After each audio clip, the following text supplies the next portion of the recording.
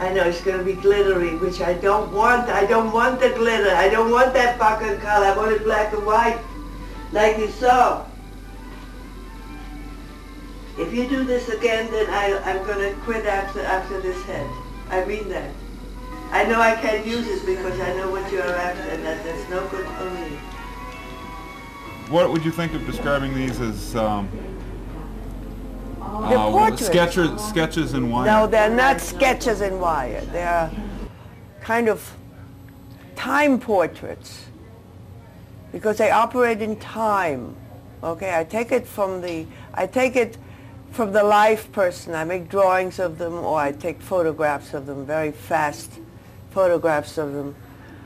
And it's got to be lifelike, but it's got to be set in time. In other words, when you first meet a human being, the first thing you do, you look at their eyes, okay? And you try to figure out what they are about. Not the eyes necessarily, but what the person is about. And it takes time to know a person. So I did that whole concept visually, all right? By spinning it, reflecting on it, and doing it in space. Actually, I call it space sculpture. That's what I'm going to teach this year, space sculpture, okay? The reason that there are drawings, they appear as drawings because they're done in space. I use space as my canvas or my piece of paper. You see black on white, and you see the line, but when you follow it, the line forms a unit, and it forms a bulk. It forms volume. Do you know what volume is? Volume is a totality. It's weightless volume. Do I make myself clear? No. Do I? No, that's very good. Yes? Very good description. Okay. And what it means psychologically is to see your object in time, and that's what this boy was about 12, 13 years old. I said, I wonder what you're going to look like in a few years, or what you looked like a few years before I met you, you know. You become engrossed in the subject, in that angry look, and I told her that's because I'm a shitty tipper. I didn't give him a good tip. And the other boy, you see, the other boy to begin with was Hispanic, and he was a much gentler soul. This is an Anglo boy, and he wasn't in a mood for doing that. The other boy was a big, dark, painful eyes. The ones you just did, they were both the same age, and they worked together on newspaper, on delivering my Herald Tribune. I shouldn't give him a plug, should I? Okay. Can we turn the overhead up? I'll come in and do that. Okay, now I'm going to have a cigarette. Okay. Do you remember what I said to you about the first impression you get when you meet somebody, okay? You stretch out your hand. I was really dealing with first impression, okay? That's why I stretched out his arm, his hand. Is this somebody that... Yeah, that's the first one. His name is Victor Sclair. He's a friend of 25 odd years from New York. And this is like a first impression? No, it's a general thing. He's such a warm, outgoing person. The first thing he reaches out towards you, okay? It's just it's a posthumous portrait like the first one. The first one, the reason I gave him a tie is to show his officialdom, because he was a painter, a very excellent painter, who ran an employment agency of all things, okay? And he did both equally successful, and that was weird to me. So therefore I had to show him with his tie exactly as I said, his officialdom. That's about fine. I told my comment simply that's a more abstract version of a self-portrait, and that I try to sort of emulate drawings more, okay?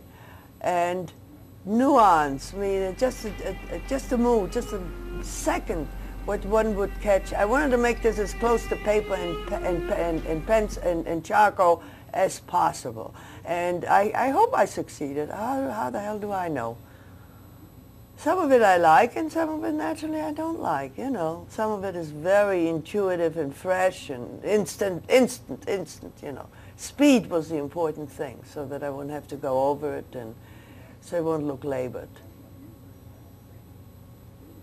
It was a kind of aesthetic exercises. That's as close as I can come. And the other one that's going to follow this, it's better. But I don't know how we're going to fasten it. Can you see the Orientalism in her? Oh, that's lovely, isn't it? Well, I would say it's one of my quietest pieces I've ever done. I mean, the moon face, the round Oriental face, and the tranquility of this, you know, it's a quiet, sensitive.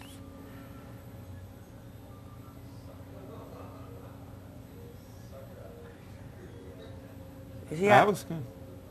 Very good. It's excellent. But I've never seen it. I mean, I haven't seen it outside the stand. I've seen it internally. Do you have anything to say? Yeah. Her name is Rosemary. It's a portrait of Rosemary Engel.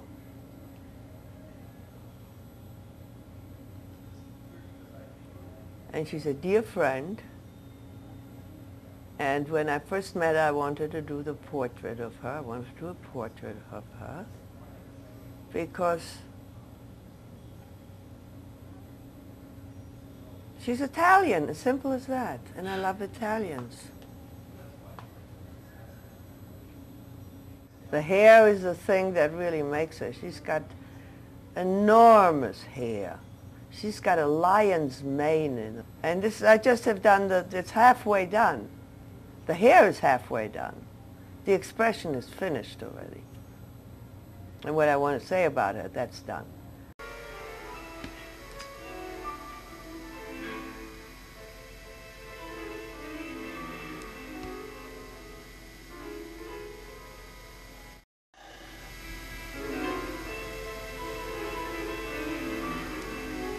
Wait, don't do that yet. Don't do any turning yet. I gotta spring it up.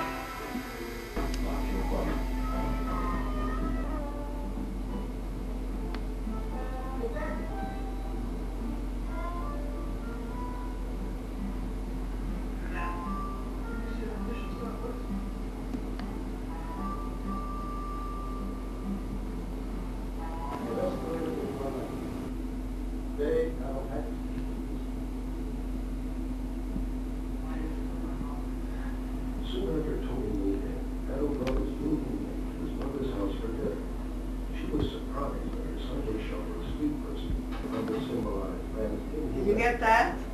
I just did. That's, yeah. You want another turn? Yeah.